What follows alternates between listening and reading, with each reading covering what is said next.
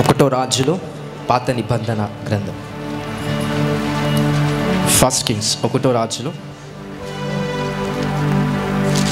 17వ అధ్యాయం 17th chapter.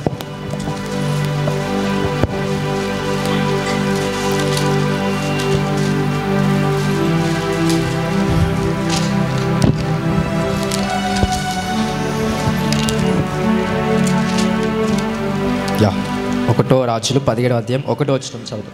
అంతటా గిలాదు కాపురస్తుల సంబంధియును తిష్పేయుడైన ఏలియా ఆహాబునొద్దకు వచ్చి, ఎవని సన్నిధిని నేను నిలవబడి ఉన్నానో ఇజ్రాయేలు దేవుడైన ఆ యెహోవా జీవంతోడు నా మాట ప్రకారము గాక, ఈ సంవత్సరములలో మంచైనను వర్షమైనను పడదని ప్రకటించెను. So I believe everyone knows the prophet Elijah. ఎంతమంది తెలుసు ప్రవక్త అయిన Eliya? Right, God bless everyone. So Eliya ఏమంటున్నాడు? దేవుడైన ఆ యెహోవా జీవముతోడు నా మాట ప్రకారము గాక, ఈ సంవత్సరములలో మంచైనను వర్షమైనను పడదని ప్రకటించి, అక్కడున్న రాజు ఎవరైతే అహాబు ఉన్నాడో ఆయనకు వ్యతిరేకంగా ఏం మాట్లాడుతున్నాడు ఈ ప్రవక్త అంటే, సో మీ దేశంలో వర్షం అనేది పడదు 1 సంవత్సరం వరకు అని. కానీ ఎన్ని సంవత్సరాలు పడలేదు? 3.5 సంవత్సరాల వరకు వర్షం పడలేదు. సో దానిని బట్టి we need to understand. So ప్రవక్త అయిన ఏలిజా ఏదైతే మాట పలికాడో అది గాడ్ కంటిన్యూ చేస్తూ ఉన్నాడు. సో కంటిన్యూ చేసే ప్రాసెస్లో 3.5 సంవత్సరాల వరకు వర్షం అనేది లేదు. అంటే 3.5 సంవత్సరాల వరకు వర్షం లేదంటే అర్థం చేసుకోండి, అక్కడ పంటలు కానీ లేకపోతే ఇంకేదన్నా కానీ పండడానికి వీలు లేదు. ఎందుకంటే వర్షం లేని చోట 100% అక్కడ ఆహారము ఉండదు. సో ఈ ప్రాసెస్లో ఇంకా వాళ్ళు కష్టపడుతూ అక్కడున్న అహాబు ఎవరైతే ఉన్నారో ఆయన ఒక మాట అంటున్నాడు. సో కమ్ టు ద ఒకటో రాజులు 18వ అధ్యాయం తీయండి, మళ్ళీ 1వ వచనం చదువుదాం. అనేక దినములైన తరువాత 3వ సంవత్సరమందు యెహోవా వాక్కు ఏలియాకు ప్రత్యక్షమై, నేను భూమి మీద వర్షము కురిపింపబోచున్నాను, నీవు వెళ్ళి ఆహాబును దర్శించుమని సెలవీయగా, ఆహాబును దర్శించుటకై ఏలియా వెళ్ళిపోయాను. షోమ్రోనులో ఘోరమైన క్షామము కలిగి ఉండగా, క్షామము అంటే లైక్ ల్యాక్, కరువు. సో అక్కడ క్షామం కలిగినందుకు మళ్ళీ 3.5 సంవత్సరాల తర్వాత దేవుడు ప్రవక్త అయిన ఏలైజా దగ్గరికి వెళ్ళి ఏమంటున్నాడు, ఇప్పుడు నేను వర్షాన్ని కురిపించబోతున్నాను, ఆ రాజుకి వెళ్ళి చెప్పు అన్నట్టుగా అక్కడ ప్రవక్త అయిన ఏలైజాతో దేవుడు మాట్లాడుతున్నాడు. సో మాట్లాడుతున్నప్పుడు as the voice of the lord led him, prophet Elijah అలాగనే చేయటం స్టార్ట్ చేశాడు. సో అదే 18వ అధ్యాయము 41వ వచనం చూద్దాం. పిమ్మట ఏలియా, విస్తారమైన వర్షము వచ్చినట్లుగా ధ్వని పుట్టుచున్నది, నీవు పోయి భోజనము చేయుమని ఆహాబుతో చెప్పగా. సో అహాబు దగ్గరికి వెళ్ళడం జరిగింది. అదంతా స్టోరీ మీరు చదువుకోండి, నేను స్టోరీ చెప్పదలుచుకోవాలి. సో అహాబు దగ్గరికి వెళ్ళడం జరిగింది. సో అహాబుతో ఈ ప్రవక్త ఏమంటున్నాడంటే, వెళ్ళి తినేసేయి, ఎందుకంటే వర్షం అనేది రాబోతుంది 3.5 సంవత్సరాల తర్వాత. సో దేవుడు నాతో చెప్పాడు వర్షం రాబోతుందని. ఎప్పుడైతే ఈ మాట చెప్పి నువ్వు వెళ్ళి భోజనం చేసేసి నువ్వు పరిగెత్తు, నువ్వు వెళ్ళిపో నీ దేశానికి కానీ నీ దేశ ప్రాంతంలో ఏవైతే ఉన్నాయో అక్కడికి వెళ్ళిపోయి సో ప్రిపేర్ అవ్వు, సో మీ దేశంలో ఉన్న వాళ్ళకు కూడా చెప్పు అన్నట్టుగా అక్కడ ప్రవక్త అయిన ఏలియా సో రాజుతో చెప్తున్నారు. సో ఈ రాజు మాట వినడానికి కారణం ఏంటంటే, ఆ ముందు బ్యాక్గ్రౌండ్ స్టోరీలో 400 మంది బయలుదేవతల సంబంధమైన ప్రవక్తలు ఎవరైతే ఉంటారు అంటే, ఒక రాయిని పెట్టి రాయిని పూజిస్తూ ఆ రాయే నా దేవుడని నమ్ముతున్న ప్రజలు 400 మంది. సో వాళ్ళ భక్తులు అంటే ఉంటారు కదా పాస్టర్స్, ఎట్లనో వాళ్ళకు సంబంధించిన వాళ్ళు 400 మంది ఉన్నారంట. సో ఎలైజా ఒక్కడే. ఇక్కడ సైడ్ ఎంతమంది ఉన్నారు? 400 మంది. ఆ 400 మంది దేన్ని పూజిస్తున్నారు? ఒక రాయిని పెట్టుకొని అది నా దేవుడని, ఇదే దేవత అని, అర్తిమాదేవ సంథింగ్ ఏదో నేమ్ ఉంటుంది, దాని పేరును కూడా పొలుస్తూ దాన్ని పూజిస్తున్న ఈ ప్రజలు 400 మంది. సో ఒక షరతు పెట్టాడు, ఒక కండిషన్ పెట్టాడు, మీరు ఒక జంతువుని చంపేసి ఒక బలి ఇవ్వండి, నేను ఒక జంతువుని చంపేసి ఒక దానిపై పెడతాను, కట్టెలు పెట్టండి, నేను కూడా కట్టెలు పెడతాను. ఇప్పుడు అగ్ని అనేది రాయితో చెరిపవేసిన అగ్ని కాదు. సో అగ్ని అనేది పైనుంచి రావాలి. సో అగ్ని ఎక్కడి నుంచి రావాలా? పైనుంచి రావాలి. ఇప్పుడు అక్కడున్న రాజు ఎవరైతే వాళ్ళ సైన్యము 400 మంది ఈ పంతులు ఉన్నారో అలాంటి ప్రజలు, సో ఎవరైతే వాళ్ళు ఉన్నారో ఆ ప్రవక్తలు, వాళ్ళు వాళ్ళ దేవత నామంలో ప్రార్థన చేశారు. సో యెహోవా భక్తుడైన ప్రవక్త అయిన ఎలైజా దేవుని నామంలో ఈయన కూడా ప్రార్థన చేస్తాడు. సో ఒక కండిషన్ ఏంటంటే, అగ్ని వచ్చి ఏ ఒక కట్టెలపై పడి దహించి వేస్తాదో, ఆ ఒక అగ్ని ఏదైతే కట్టెలపై దహించి వేస్తాదో ఆ ఒక కండిషన్ని బట్టి వాళ్ళ దేవుడే నిజమైన దేవుడు అన్నట్టుగా కండిషన్ పెట్టాడు. అదంతా ఒప్పుకొని సో వాళ్ళ సైడ్లో వాళ్ళు చేస్తున్నారు. ప్రవక్త అయిన ఎలైజా ఒక్కడే ఉన్నాడు. ఈ ఒక్కడు ప్రవక్త అయిన ఎలైజా దేవుని నామములో ప్రార్థన చేసినప్పుడు అగ్ని అంట పైనుండి ఆకాశం నుండి రావటం స్టార్ట్ అయింది. సో ఒక రాయి వలె ఒక ఫోర్స్ అనేది అగ్ని వచ్చి దాన్ని నిప్పంటిచ్చేసింది. వీళ్ళేమో తెల్లం వరకు నథింగ్ బట్ సాయంత్రము ఇంకా నైట్ అవుతుంది, అగ్ని రావట్లేదు. ఎందుకు అగ్ని రావట్లేదు? నిజమైన దేవుడు కాదు కనుక. సో వాళ్ళు దేనికి పూజిస్తున్నారు? అబద్ధమైన దేవునికి, తర్వాత ఒక విగ్రహానికి, ఒక రాయిని పూజిస్తూ ఇది నా దేవత అని, ఇదే నా దేవుడు అని పూజిస్తున్నారు కనుక అండర్ దట్ కండిషన్ సో వాళ్ళకి అద్భుతం జరగలేదు. అదే ప్రవక్త అయిన ఎలైజా ప్రార్థన చేయగా అగ్ని వచ్చేసిందండి. ఇదంతా ఎవరు చూశారు? రాజు చూశాడు.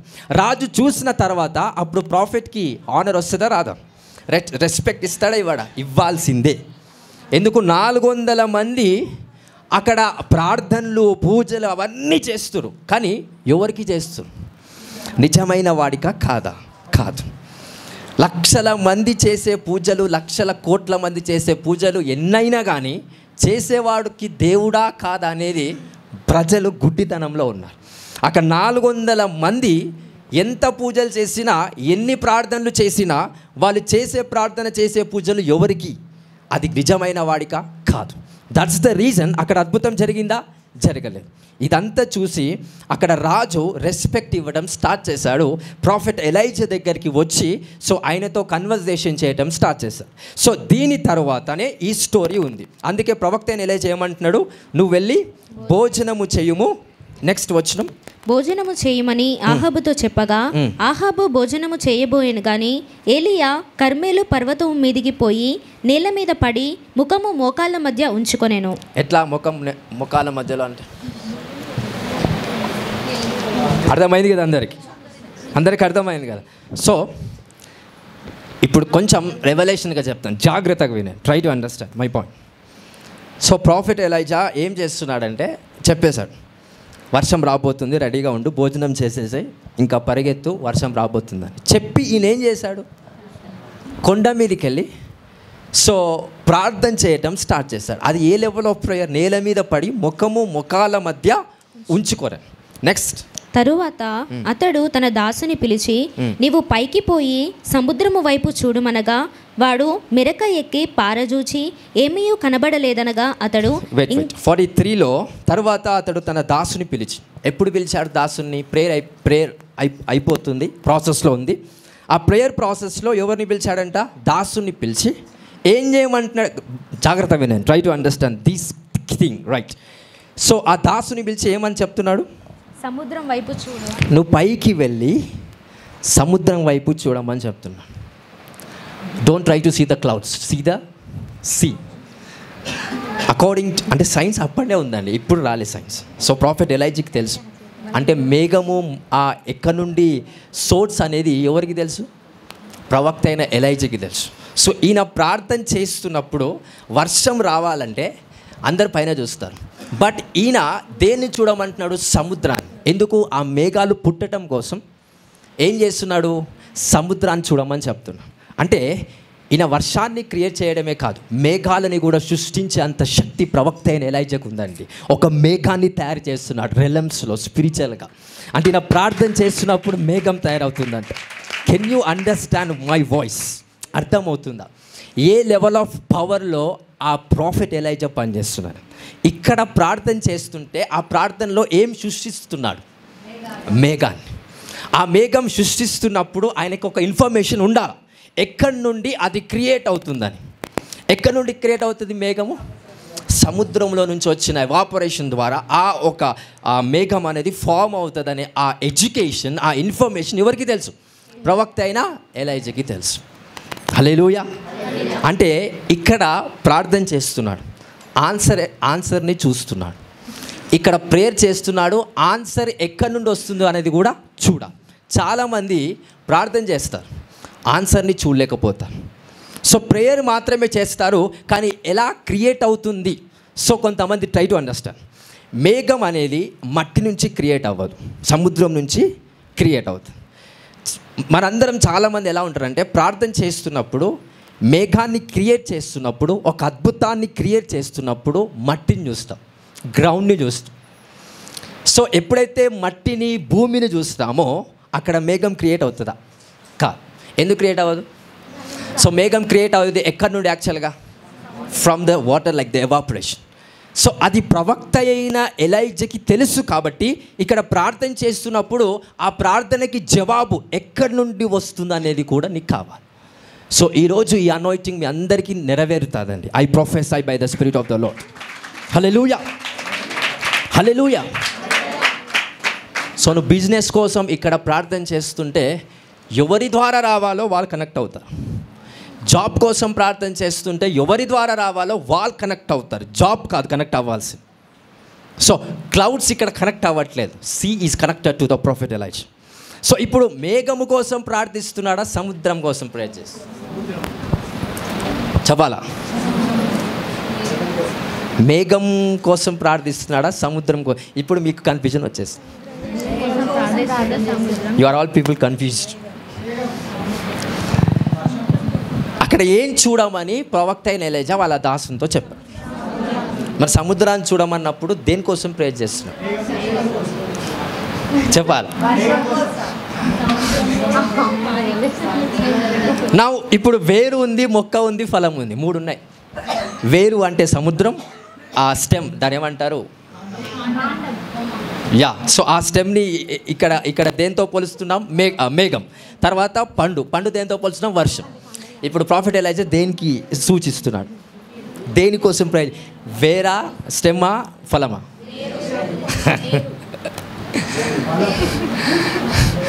రైట్. ఆ ప్రేయర్ తెలుసుకుందాం. We are come to the next verse.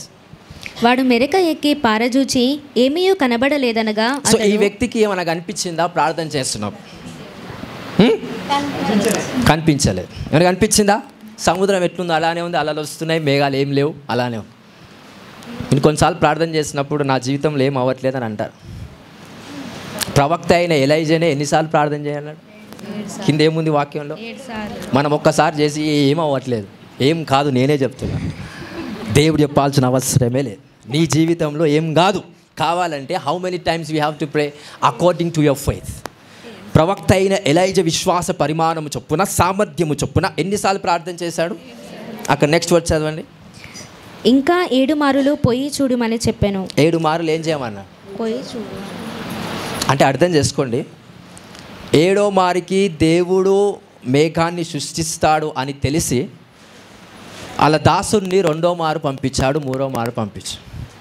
మరి 7 సార్లు ప్రార్థన చేసి ఒకేసారి పంపొచ్చుగా వాళ్ళ దాసుని. కానీ ఎన్నిసార్లు పంపించాడు వాళ్ళ దాసుని? సో ప్రొఫెటికల్గా ప్రవక్త అయిన ఎలైజాకి తెలీదా 7వ మారికి ఆ మేఘం వస్తుందని? తెలుసు. బట్ స్టిల్ వాళ్ళ దాసుని ఎన్నో మార్లు పంపించారు? 7 మార్లు ప్రార్థన చేస్తే 7 మార్లు పంపించారు. అంటే ట్రై టు అండర్స్టాండ్. ఇక్కడ ఒక మేఘాన్ని తొలగించటం ఒక్కటే కాదు, ఒక మేఘాన్ని క్రియేట్ చేయటం కూడా ప్రవక్త అయిన ఎలైజా ఒక శక్తి దేవుడు ఆ బిడ్డలో పెట్టాడు, ఆ ప్రవక్తలో పెట్టాడు. సో ఇంతకుముందుకు 17th చాప్టర్లో వీ బిలీవ్ దట్ అక్కడ వర్షము ఆగిపోయేటట్టుగా 3.5 సంవత్సరాల వరకు సో దేవుడి యొక్క శక్తి ద్వారా మేఘాలను ఏం చేసేసాడు? ప్రవక్త ఆపేసి. ఎలా ఆపాడు? ఇప్పుడు మనం మేఘం సృష్టించబడాలంటే వాటర్ ఎవాపరేషన్ ద్వారా మేఘం క్రియేట్ అవుతుంది. ఈయన ప్రేయర్ సూపర్ న్యాచురల్గా చేస్తుండే అవుతుంది. ఇది ఓకే. ఫస్ట్ మేఘం రావద్దంటే ఏం చేయాలి? ఇప్పుడు రివర్స్ రండి. I love to give you A clear revolution. ఇప్పుడు మనకు ఒక టెక్నాలజీ, మనకు ఒక జ్ఞానం ఉంది, చదువు ఉంది. ప్రాఫెట్ ఎలైజా చెప్పినట్టుగా ఎడ్యుకేషనల్ ఇన్ఫర్మేషన్ ఉంది. సో మేఘం రావడానికి సముద్రం నుంచి వచ్చే ఎవాపరేషన్ ద్వారా మేఘం ఫామ్ అవుతుంది. బట్ అదే మేఘం రావద్దంటే ఏం చేయాలి? Where is process? ఇక్కడ ప్రాసెస్ ఏం చేశాడు మేఘం రావడానికి? సముద్రం దగ్గరికి వెళ్ళి దాని ఒక ప్రాసెస్ని కనుక్కొని ఆ ప్రాసెస్ని రెలమ్స్లో స్పిరిచువల్గా ప్రార్థన చేస్తూ అది ఫిజికల్గా అపియర్ చేశారు. ఇది బాగుంది. బట్ ఆ సముద్రం నుంచి అసలు మేఘమే రావద్దంటే ఏం చేయాలి?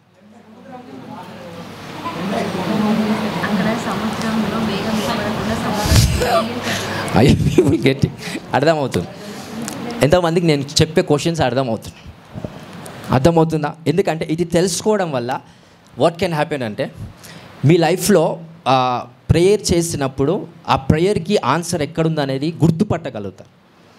ఆ గుర్తుపట్టగలిగే శక్తి రావాలంటే ఈ వాక్యం తెలుసుకోవాలి. ఈ వాక్యం తెలియలేదు అనుకో ఆ పవర్ అనేది మీలోకి రాలేదు, ఎంత ప్రార్థించినా రాదు. సో ఇక్కడ ప్రార్థించాలన్నా కానీ ప్రాఫెట్ ఎలైజాకి ఏం కావాలా? ఇన్ఫర్మేషన్ ఉంది ప్రాఫెట్ ఎలైజాకి మేఘం పుట్టడం కోసం, ఆ ఒక మేఘము సృష్టించబడటానికి ఏ ఇన్ఫర్మేషన్ ఉంది? అది సముద్రం నుంచే రావాలి అనే నాలెడ్జ్, అనే తెలివి జ్ఞానం ఉంది. కాబట్టి ఏం చేస్తున్నాడు? ప్రార్థిస్తున్నాడు. అంటే చాలామంది ఎట్లా ప్రార్థిస్తారు? ఇన్ఫర్మేషన్ తెలియకపోవడం వల్ల చేసే ప్రతి ప్రార్థనలో నువ్వు టైం వేస్ట్ చేసుకుంటున్నావు. I you people getting? So ప్రార్థన చేసే ముందు ఏం రావాలా? మన మైండ్కి, మన స్పిరిట్కి ఏం రావాలి? దాని గురించి కావాల్సిన అవగాహన, దానికి గురించి కావాల్సిన జ్ఞానం మనకి తెలియకుండా ప్రార్థిస్తే you will be defiled or else you will be defeated. So మనం ఏమవుతూ ఉంటాం? ఓడిపోతూ ఉంటాం. సో ఇక్కడ 7 మారులు ప్రార్థించినప్పటికీ కూడా రాలేదు. బట్ స్టిల్ అది స్మాల్గా ఏమవుతుంది? క్రియేట్ అవుతుంది. ఒకసారి చదువుదాం నెక్స్ట్ వర్స్. 7వ మారు అతడు చూచి, అదిగో మనిషి చెయ్యి అంత చిన్న మేఘము సముద్రము నుండి పైకి ఎక్కుచున్నదనెను. ఇప్పుడు ఈయన ఏమంటున్నాడు? దాసుడు, మనిషి చెయ్యి అంత ఉందా మేఘం? చెప్పండి. ఇప్పుడు ఆయన చూసే మేఘం మనిషి చెయ్యి అంత ఉందా? ఇది నిజమా అబద్ధమా? చెప్పండి.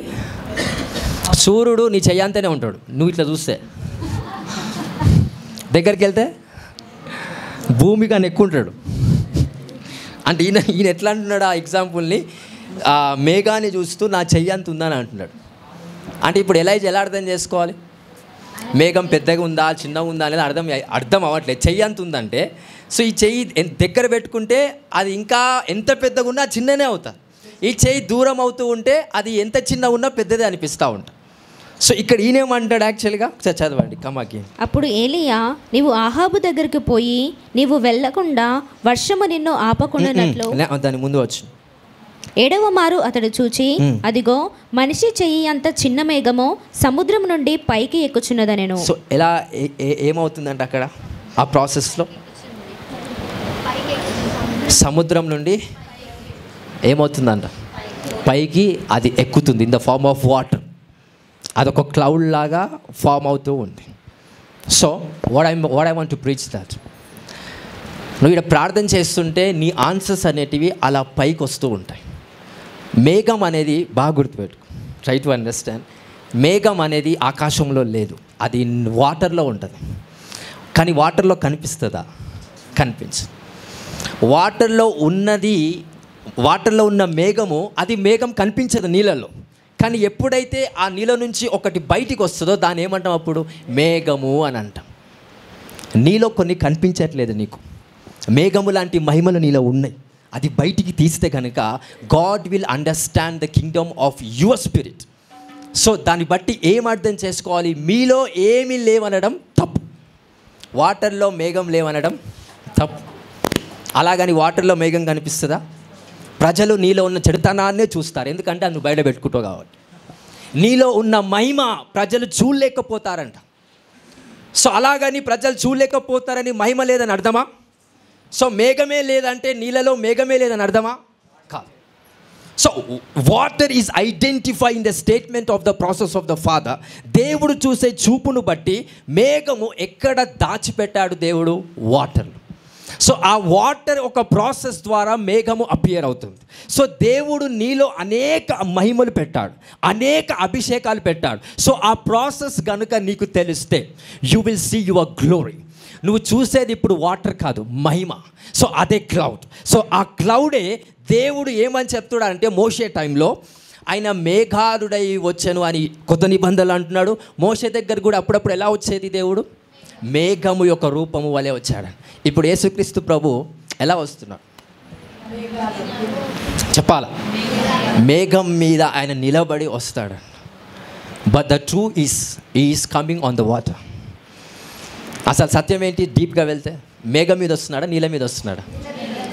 ఎందుకంటే నీళ్ళ నుంచి ఏమొచ్చింది? మేఘ. అంటే నీలో ఉన్న మహిమను గుర్తుపట్టకపోతే నువ్వు నీళ్ళ వలే ఉంటావు. నీలో ఉన్న మహిమ గుర్తుపట్టి దాన్ని బయటికి తీస్తే అప్పుడు నువ్వేమవుతావు? మేఘము వలె అవుతావంట. It is behalf of you. అది నీ దగ్గర నీకున్న ఫెయిత్ని బట్టి, ప్రిన్సిపల్స్ నీకేమైతే తెలుస్తాయో దాన్ని బట్టే నీలో ఉన్న అద్భుతాన్ని నువ్వు బయటికి తీయొచ్చు. సో ఇక్కడ ప్రాఫెట్ ఎలైజా ఆ మేఘాన్ని వాటర్లోకి నుంచి తీస్తున్నాడంటే ఆయనకి ఏం తెలుసు? ఆ నాలెడ్జ్ తెలుసు. సో నీలో ఎన్నో అద్భుతాలు దేవుడు పెట్టాడా లేదా? ఎంతమంది నమ్ముతున్నారా? చాలామంది పేదరికం అంటారు. అసలు పేదరికమే లేదు. డబ్బులు నువ్వు ఉన్న చోట కాదు, నువ్వు అనే దాంట్లోనే మనీ ఉన్నాయి. అది నువ్వు బయటికి తీయలేకపోతున్నావు. That's your fault. అర్థం అవ్వట్లేదా?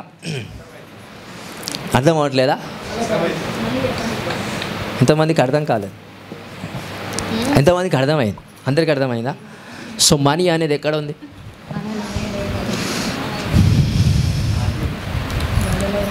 గోల్డ్ వేయడం చెప్పండి. ఆ భూమి నువ్వు నడుస్తున్నావు, తెలియదు మీకు ఎక్కడుందో. ఐరన్ ఎక్కడుంది? ఆ ఐరన్తో ఒక ఫ్లైట్ని తయారు చేస్తున్నాడు, ఐరన్తో ఒక ట్రైన్ని తయారు చేస్తున్నాడు. You people are praying for the train.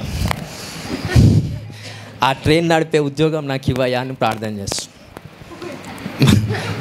But the person who have a faith in the creator of the universe. So ఆ ఐరన్ ఎలా ఎక్స్ట్రాక్ట్ చేయాలో ఆ వ్యక్తికి తెలుసు కాబట్టి భూమి నుంచి ఐరన్ని తీస్తాడు, భూమి నుంచి ప్లాస్టిక్ తీస్తాడు, భూమి నుంచి గోల్డ్ తీస్తాడు, భూమి నుంచి మీరు చూస్తున్న ఇవన్నీ ఎక్కడి నుంచి వచ్చాయి? ఇది fibre, it's come from earth. చెక్క ఎక్కడి నుంచి వచ్చాయి? ఇటుక ఎవ్రీథింగ్. సీకు సంబంధించిన ఐరన్ ఎక్కడి నుంచి వచ్చింది? So whatever you see. Paper ఎక్కడి నుంచి వచ్చింది? It's from tree. ఆ ట్రీ అనేది మళ్ళీ భూమి నుంచి వచ్చి ఆ భూమిలో ఉన్న మట్టితో నిన్ను తయారు చేశాడంట. I you people getting? దూతలనంట వెలుగుతో తయారు చేశాడంట. కానీ నన్ను దేంతో తయారు చేశాడు దేవుడు? మట్టితో. ఆ మట్టిలో ఏవైతే ఉన్నాయో అవన్నీ నీలోనే ఉన్నాయంట. సో ఇప్పుడు నువ్వు ఎక్స్ట్రాక్ట్ చేస్తే money becomes you. Hallelujah. So ఇప్పుడు ఆ మట్టిలో ఉన్నవన్నీ నీలోనే ఉన్నాయి, ఆలోచన రూపంలో ఉన్నాయి. కానీ అది మనిషి ఏం చేయలేకపోతున్నాడు? బయటికి తీయలేకపోతున్నాడు. వాటర్లో ఉన్న మేఘాన్ని ప్రవక్త అయిన ఎలైజా ఏం చేశాడు? బయటికి తీయగలిగాడు. సో నీలో ఉన్న ఆ పవర్స్ ఏవైతే దేవుడు దాచిపెట్టాడో అవి ఏం చేయాలి? బయటికి తీయాలి. Don't pray for those things. Get knowledge from God. Hallelujah. You are praying for what? Job. ఎక్కడ జాబ్? అది రైల్వే ఎంప్లాయీలో ఉండాలని, ఎయిర్ క్రాఫ్ట్లో ఉండాలని. వీఆర్ ప్రేయింగ్ ఫర్ మంచి వెల్డింగ్ షాప్ బిజినెస్ పెట్టాలని. People are creating iron, people are creating the marbles. ఇవన్నీ ఎక్కడి నుంచి వస్తున్నాయి? భూమి నుండి అంట. దే ఆర్ హూ యాక్చువల్లీ వాళ్ళు సృష్టికర్తరు. Hallelujah, hallelujah. So in my faith what I'm saying that దేవుడు ఆకాశంలో మేఘాలను సృష్టించలేదు. దేవుడు ఆకాశంలో ఏం పెట్టాడో తెలుసా? వాటర్ని పెట్టాడు. జెనసిస్ ఐ థింక్ 1:4 చదవండి ఒకసారి. మరియు దేవుడు జలముల మధ్యాన ఒక విశాలము కలిగి ఆ జలములను ఈ జలములను వేరుపరచుగాకని పలికెను. ఈ జలములు ఎక్కడ పెట్టాడంట దేవుడు? ఎక్కడ పెట్టాడు? ఆకాశంలో పెట్టాడంట. కింద భూమి మీద ఏం పెట్టాడంట? మళ్ళీ స్టిల్ సముద్రంలో జలములు పెట్టాడంట, వాటర్. ఆయన ఆకాశంలో మబ్బులు ఎక్కడ పెట్టాడు? పెట్టలేదు. సో ఈ జలములే ఏం చేస్తున్నాయి? మబ్బులను తయారు చేస్తున్నాయంట. అంటే దేవుడు జలముకి ఆ నీటికి ఏమి ఇచ్చాడు? శక్తిని ఇచ్చాడు. ఆ శక్తి ఏం చేస్తుంది? ఆ జలములో ఉన్న శక్తిని nothing but it produces what? Clouds. ఆ ఒక జలములో నుంచి ఉన్న ఆ మబ్బులను అవన్నీ ఏం చేస్తుంది? సృష్టిస్తుందంట. So God is giving a vocabulary in the spirit. What I'm saying that నీలో ఎన్నో ఆశీర్వాదాలు ఉన్నాయి. అది ఏం చేయమంటున్నాడు దేవుడు? బయటికి తీయమంటాడు. నీకు ఒక ఆలోచన వస్తుంది. ఎందుకు చాలామంది బ్లెస్ అవ్వరంటే దేవుడు మిమ్మల్ని బ్లెస్ చెయ్యక కాదు, దేవుడు మిమ్మల్ని నడిపించలేక కాదు. సో చాలామంది మనుషులు, చాలామంది ఈవెన్ క్రిస్టియన్స్ ఎందుకు బ్లెస్ అవ్వారంటే దెర్ ఆర్ డిఫరెంట్ క్యారెక్టర్స్. వాళ్ళకి ఆశీర్వాదాలకు సంబంధించిన క్యారెక్టర్స్ వాళ్ళకు ఉండే. ఆ క్యారెక్టర్స్ ఏంటివంటే laziness one of the thing. ఎప్పుడైతే ఒక మానవుడికి లేజినెస్ ఉంటుందో, అంటే లేజినెస్ అంటే బద్ధకం ఉంటుందో, అతనిలో ఉన్న ఆశీర్వాదాలు బయటికి తీయగలుగుతాడా? షూరిటీగా వాడు తీయలేడు. సో పేదరికం అనేది నీ జీవితంలో ఉందా? నీలో ఉందా? పేదరికం నీలో ఉందా? నీలో ఏమున్నాయి? సమస్త ఈ భూమిలో దాచబడినవన్నీ కూడా నీ దగ్గరనే ఉన్నాయంట. సో ఆ భూమిలో అన్నీ, ఎవ్రీథింగ్. యేసుక్రీస్తు ప్రభు ఏం చేసేవాడు? ఆయన వృత్తి ఏంటి చెప్పండి? తెలుసు ఎవరికే? ఏం చేసేవాడు? లైక్ చెక్కలతో తయారు చేసి మంచి స్కల్ప్చర్, లేకపోతే ఇంటికి డిజైన్స్ చేసుకుంటూ వాళ్ళ వృత్తి, ఆయనకున్న స్కిల్. సో ఆ స్కిల్ ఉంది కాబట్టి ఆ చెక్క తయారు చేయడం, ఆ చెక్కకున్న ఆ స్కల్ప్చర్ తయారు చేయడానికి దేన్ని వాడేటోడు? చెట్టు. ఆ చెట్టు ఎక్కడి నుంచి వస్తుంది? Is the Jesus need investment. ఆ చెక్కని మళ్ళీ స్కల్ప్చర్ చేయడానికి ఏం కావాలి? ఐరన్ కావాలి. ఐరన్ ఎక్కడి నుంచి వస్తుంది? అన్నీ ఎక్కడి నుంచి వస్తున్నాయి? ఆ భూమి మీద నువ్వు ఉన్నావు, ఆ భూమి మీద ఉన్న మట్టితోనే నువ్వు తయారు చేయబడ్డావు. You are praying for something. అంటే ఇక్కడ తప్పు ఎవరిది అవుతుందండి? దేవుందా, మనుషులదా? We are the mistaken. So prosperity విషయంలో దేవుణ్ణి బ్లేమ్ చేయడానికి ఎవరికి అర్హత లేదు. నాకు డబ్బులు లేవు అనేవాడికి ఖచ్చితంగా వానికి పేదరికంగా, వానికి శాపంగా మారుతుందంటే వానికి ఏ క్యారెక్టర్ ఉన్నందుకు? బద్ధకం. If you don't have a lazy, extract something from this earth. So దేవుడు ఎక్కడ పెట్టాడు ఐశ్వర్యము? నీలోనే పెట్టాడంట. ఆస్తిపాస్తులు ఎక్కడ పెట్టాడు? నీలోనే పెట్టాడంట. సమస్త ఆధిపత్యం చేయడానికి అధికారం ఎక్కడ పెట్టాడు? నీలోనే పెట్టాడంట. అవన్నీ మనం ఏం చేయాలి ఇప్పుడు? సో ప్రాఫెట్ ఎలైజా ఏం చేస్తున్నాడు? మేఘం ఎక్కడి నుండి తీస్తున్నాడు? వాటర్, సముద్రం నుంచి తీస్తున్నాడు. By what kind of process? By the process of heat. ఈయన వెళ్ళి మంటను మండిస్తున్నాడు. అక్కడ మంటను మండించడానికి, ఆ హీట్ని చేయడానికి దేవుడు ఏం సృష్టించాడు? సూర్యుడు. అంటే ప్రాసెస్ అంతా దేవుడు చేసి పెట్టాడు. ఇప్పుడు నువ్వేం చేయాలి? దాన్ని విప్పడమే నీ యొక్క పనితీరై ఉండాలి. సో యాజ్ ఎ క్రిస్టియన్స్గా ఎప్పుడైతే మనం ఈ ప్రాసెస్లో, మన బిజినెస్ లైఫ్లో, జాబ్ మ్యాటర్లో కానీ, డబ్బుల విషయంలో కానీ ఎప్పుడైతే చేస్తారో, హార్డ్ వర్క్ చేస్తూ ముందుకెళ్తారో, you will be the millionaire, you will be the billionaire. ఆ టైప్ ఆఫ్ స్కిల్స్ అనేది ప్రతి ఒక్కరికి ఉండాలి. Let me give you the conclusion. Prophet Jeremiah ఎంతమందికి తెలుసు? ఇర్మియా ప్రవక్త. యా, సో ఇర్మియా తీయండి 32.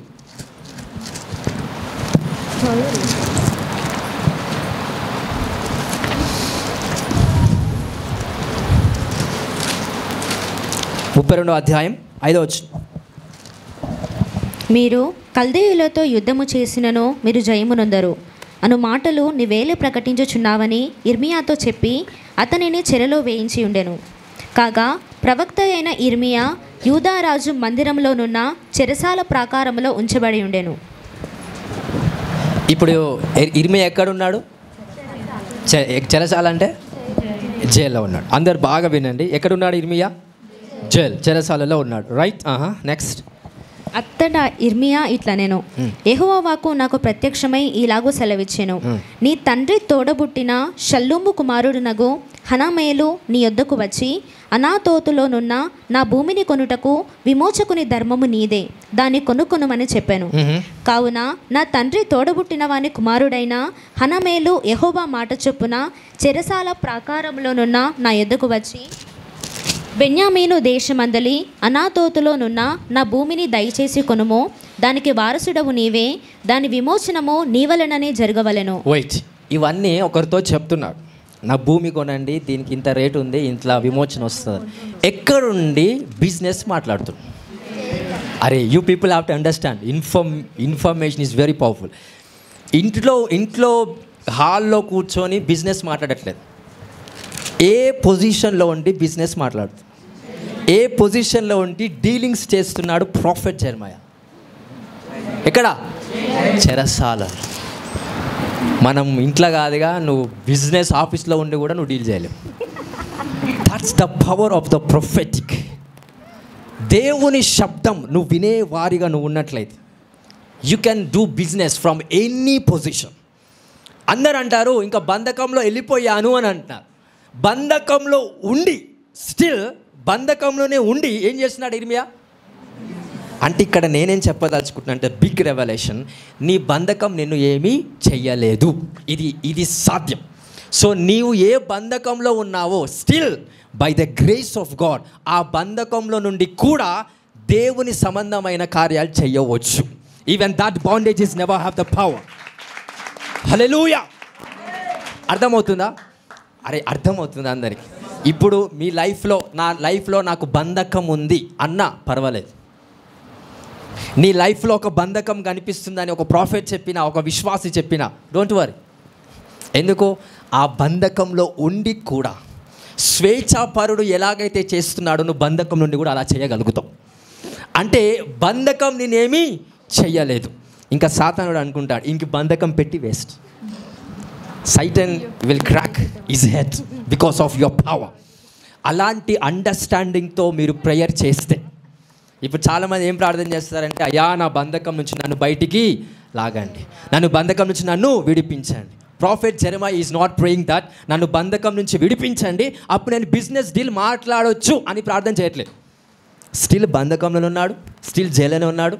లెట్ మీ డీల్ బిజినెస్ అంటే దీనిని బట్టి నీ understanding, your faith, your intimacy with the spirit of the lord ఏదైతే ఉందో ఆ ఫెయిత్ అండర్స్టాండింగ్ని బట్టి ఇప్పుడు ఈ విశ్వాస క్రియ సంబంధమైన ఈ వాక్యం మీతో ఏం మాట్లాడుతుంది? ఏ బంధకంలో మీరు ఉన్నారో ఐ డోంట్ కేర్, ఆ బంధకంలో నుండి స్వేచ్ఛాపరుడు చేస్తున్న పనులు కూడా మీరు బంధకం నుండి చేస్తారు. ఈ రోజు నుంచి I assign you in the spiritual realms, I assign you by the power of the holy ghost. Hallelujah, hallelujah, hallelujah. So ఇంకా బంధకం, అసలు బంధకానికి మనం ఇజ్జత్ తీసేసినాం. ఆ బంధకం అని ఆ పేరు లేకపోతే దాని వాల్యూ చేస్తారుగా మీరు. నేను ఎక్కడైనా ఎన్ని బంధకాలు ఉన్నాయో నా లైఫ్లో, ఎన్ని బంధకాలు ఉన్నాయో నా లైఫ్లో అని ఎప్పుడైతే బాగా మీరు అంటారో దానికి మీరు ఏమి ఇస్తున్నట్టు? వాల్యూ, ఇంపార్టెన్స్ మీరు ఇస్తున్నారు. ఈరోజు దాని వాల్యూ, దాని ప్రిస్టేజ్ ఇగో ఈ వాక్యం ద్వారా సంపూర్ణంగా వెళ్ళిపోయిందండి. No problem for your, no worries for your bondages. Hallelujah, hallelujah. So ఇప్పుడు నీకు బంధకం ఉన్న బంధకంలో ఉండి కూడా still you have the power. ఇంకా నో మోర్ బౌండేజెస్ అని చెప్పట్లేదు, ఇంకా బంధకాలన్నీ కొట్టివేయబడతాయని చెప్పట్లేదు. అందుకనే దేవుడు పౌలును ఎక్కడ ఉంచాడంట? బంధకంలో పెట్టాడు. పౌలు శీల జైల్లో వాళ్ళు పెడితే they are not praying that ఈ బంధకం నుంచి నన్ను విడిపించు అని ప్రార్థన చేయలే. They love God and they do worship, they praise Jesus. Yesu ప్రభు పాటలు పాడుతున్నారంట. ఎక్కడ? చెరసాలలో. ఏమొచ్చింది? భూకంపం. బంధకం నుంచి నన్ను విడిపించని ప్రార్థన చేసి అలసిపోయినారేమో. Don't focus on your bondages, focus on Jesus. ఎప్పుడైతే నీ బంధకంలో యేసు వైపే చూస్తావో నీ బంధకం నీకు అర్థం లేకుండా అయిపోతారు. So you are not feeling that I mean the stabilised bandages. So ఆ లెవెల్ ఆఫ్ అండర్స్టాండింగ్ అపోస్తుడైన పౌలుకు ఉంది కనుక బంధకంలో ఉన్న అపోస్తుడైన పౌలు ఏం చేస్తున్నాడు? బంధకం నుంచి విడిపించని ప్రార్థన చేస్తున్నాడా? మీరు ఎంతమంది చేస్తున్నారు ప్రార్థన అలా? I hope everyone. నేను కూడా చేస్తాను మీకోసం, ఎందుకంటే ఆ ఫెయిత్ మీకు ఉంది కాబట్టి. ఏ విశ్వాసం ఉంది మీకు? నాకు బంధకాలు ఉన్నాయి. నేనేమన్నానంటే బంధకాలు లేవని చెప్పట్లే, నా మాట కరెక్ట్గా విన. బంధకాలు మీకు లేవని చెప్పట్లే. అందరికీ మానవులం కాబట్టి బంధకాలు ఉన్నాయి, కానీ ఆ బంధకంలో ఉన్నా కానీ లేనట్టుగా ఉన్నామంట. అంటే ఇది మీరు ఎలా అర్థం చేసుకుంటారు? It's based on your faith and understand. Hallelujah. పౌలు ఎప్పుడు హ్యాపీగా ఉన్నాడంట? ఆ జైల్లో ఉన్నప్పుడు. అరే ఆయన పాటలు పాడుతున్నప్పుడు ప్రజలు ఎవరైతే సైనికులు ఉన్నారో వాళ్ళు మారు మనసు వచ్చి పశ్చాత్తాపపడ్డారని. అదే బంధకం నుంచి నన్ను విడిపించయ్యా అంటే ఏదో ప్రార్థన చేసుకుంటున్నట్టు అని అంటుండే సైనికుడు. అరే ఈయనేంది, అక్కడ షాకింగ్ అవుతారు వాళ్ళ సైనికులు. ఈయనేంది జైల్లో ఉండి పాటలు పాడతాడు? జైల్లో ఉండి పాటలు పాడితే భూకంపం అయిన తర్వాత అక్కడ ఎన్నైతే జైల్ డోర్స్ ఉంటాయో అక్కడ అందరు ఖైదీలు ఉంటారు, అన్ని జైల్ డోర్స్ ఉన్నాయి, అన్నీ ఓపెన్ అవుతాయి అంట. అన్నీ ఓపెన్ అయితే ఆ సైనికులు ఉండి ఇంకా ఆలోచిస్తారు ఇవన్నీ ఓపెన్ అయినాయి, అందరూ పారిపోయారేమో అని కత్తి తీసుకొని పొడుచుకుందామనే లోపే పౌలు అంటాడు, ఎవ్వడు పోలే అంటాడు. అట్టెట్లా సాధ్యం అంటే మరి పాట పాడుతున్నప్పుడు భూకంపం వచ్చినాక ఎవడన్నా పోతాడా? ఇప్పుడు భూకంపం వచ్చినప్పుడు మీరు బయట తిరుగుతారా చెప్పండి? మరి ఖైదీ ఎలా పారిపోతాడు? అంటే దేవునికి తెలుసు, ఒకవేళ దేవుడు ఏదైనా కార్యం చేస్తే ఈ ఖైదీలు కూడా పారిపోతారనే ఒక కార్యము భూకంపం రూపంలో పెట్టాడు. ఒక దూత వచ్చి పేతురికి తీసుకుపోయినట్టు తీసుకుపోలేదు, భూకంపం క్రియేట్ చేసి, ఎందుకంటే వేరే ఖైదీలు కూడా పారిపోవద్దు అనే ఈ ఇంటెన్షన్తో God done a great miracle. ఆ మిరకిల్ ఎలాగైంది? ప్రార్థన చేసినందుకు పాట పాడినందుకు. ఆ పాట పాడుతున్నప్పుడు మనమేమో వేరే ఆలోచనలు ఉంటాం, వాళ్ళ ఆలోచనలు పెట్టడానికి ఏం లేదు, ఒంటి నిండా దెబ్బలు, ఆ దెబ్బలకి నొప్పి, ఆ నొప్పితో ప్రార్థన చేద్దామా అవసరం లేదు, వాళ్ళకి ఫార్ములా తెలుసు. సో ఎంత బంధకంలో ఉన్నా we have to love Jesus, we have to praise the lord. అలాంటి ఇంటెన్షనల్ కలిగిన ఫార్ములా వాళ్ళకి తెలుసు కాబట్టి అదే చేశారు. కనుక అక్కడ బంధకాలు ఎన్ని ఉన్నా ఆ బంధకాలు తెగిపోవడం పక్కన పెడితే ఆ బంధకాల నుండి కూడా వాళ్ళు స్టిల్ ప్రైజ్ ద లార్డ్. అలాంటి ఇన్ఫర్మేషన్ అండర్స్టాండింగ్ మీకు ఉంటే కనుక మీ బంధకాలు తెగిపోతాయని నేను ప్రాఫెస్ ఇవ్వట్లేదు, కానీ మీ బంధకాల్లో మీరు ఉండి still you will do great business, still you will do great millionaire business. Hallelujah, hallelujah. So కొంతమంది వచ్చి మీకు బంధకాలు ఉన్నాయి ప్రార్థన చేసుకో అంటే don't believe them, don't believe it. కొంతమంది ఎలా ఉంటారంటే నన్ను అబద్ధం చెప్పేలాగా చేస్తారు, చాదబడి ఎవ్వడు చేయడం వాళ్ళకి. వీళ్ళు నమ్ముతారు బాగా. ఒక 10 మంది మంత్రికుల దగ్గరికి వెళ్ళి ఆ 10 మందులు డబ్బులు సంపాదించుకునేట వాళ్ళే ఉంటారు. ఆ 10 మంది ఏం చేస్తారు? చాదబడి నీకు చేస్తురు అని అంటారు. లాస్ట్కి అదంతా తక్కువ కాకపోయేసరికి కల్లా లాస్ట్కి ఏ దేవుడు గుర్తుకొస్తాడంటే అందరికీ ఉచితమైన దేవుడు, డబ్బు బంగారం ఖర్చు లేని దేవుడు యేసు ప్రభు గుర్తుకొస్తాడు. మనలాంటి ప్రాఫిట్స్ దగ్గరికి వెళ్తే ఆ ప్రాఫిట్స్ సత్యం చెప్తాడు కనుక మీకు ఎవరు చాదబడి చేయట్లేదమ్మా అని అంటే ఆమె వెళ్ళి ఏం చెప్తుందో తెలుసా? ఆయన అబద్ధం చెప్పాడని అంట. ఇది నా లైఫ్లో ఎన్నో ఎక్స్పీరియన్సెస్ అయ్యాయి. నేను చెప్పింది నిజమే, కానీ ఆమె ఏమని నమ్మింది ఎక్కువగా? ఎవరో నాకు చేసి సాధపడి చేశారు.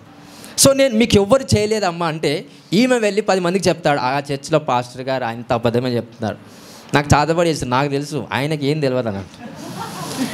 ఇప్పుడు అంటే how can I deliver that person? ఏమీ లేని దాంట్లో నుంచి వాళ్ళని ఎలా విడిపించాలి? అసలు విడిపించగలుగుతాం అలాంటి వాళ్ళని? అంటే వాళ్ళకున్న దురాత్మ ఎక్కడుంది? యాక్చువల్గా మైండ్లో ఒక ఆలోచన, నాకు ఎవ్వరు చాతబడి చేయట్లేదు అని నమ్మడమే వాళ్ళకి విడుదల. That's it. Deliverance is not in prayer but belief. వాళ్ళు ఏమని నమ్మాలి? ఇంకా సత్యాన్ని నమ్మాలి. సత్యం ఏం చేస్తుంది? వాళ్ళని స్వతంత్రులుగా చేసేస్తారు. హల్లెలూయా, హల్లెలూయా. అలాంటి ప్రజలు మన దగ్గరకు వచ్చి చాలామంది అలాంటి ఎక్స్పీరియన్స్ కలిగిన మాట చెప్పారు. ఆయన తప్పు చెప్పిండు, ఆయన కరెక్ట్ చెప్పలేదు, ఇట్లా చేసింది అట్లా చేసింది అంటే 10 మంది చెప్పే మంత్రికులు కరెక్ట్. ఇంకొకరు అంటారు నేను ₹1,00,000 పెట్టా కాబట్టి ఆడనే మంచిగా అవుతుంది, ఈడ ఏం పెడతలేను కాబట్టి ఈడ మంచిగా కాదు. అంటే వాళ్ళ ఫెయిత్ ఎక్కడుంది? దేవుని మీద ఉందా? లేదు. అప్పుడప్పుడు అనిపిస్తుంది తీసుకునే కరెక్ట్ కానీ వాక్యం మళ్ళా చెంప మీదకి ఏం చేస్తుంది? వద్దు, డోంట్ బి టెంప్టెడ్. ఎందుకంటే మనుషులు దేనికి అలవాటు పడ్డారు? డబ్బులు లేకపోతే ఇంకేదైనా. బట్ కరెక్ట్ ట్రూత్ఫుల్ వేలో మనుషులు రావాలని ఆశపడుతున్నారంటే నెవర్. సో అలాంటి వాళ్ళంగా మనం లేమన్నందుకు సంతోషించండి. Just give big loves to Jesus. Hallelujah, hallelujah. Are you people getting? So నీలో ఏవైతే దాచబడి ఉన్నాయో అవన్నీ కూడా మీరు బయటికి తీయాలంటే ప్రాసెస్ తెలుసుకోవాలా. ప్రేయర్ఫుల్గా ఉండండి, వాక్యం మెడిటేట్ చేస్తూ ఉండండి. అద్భుతాలు అనేటివి మీ లైఫ్లో మీరు చూస్తారు. That's what the holy spirit is saying. And come to the 1 Samuel chapter number 17.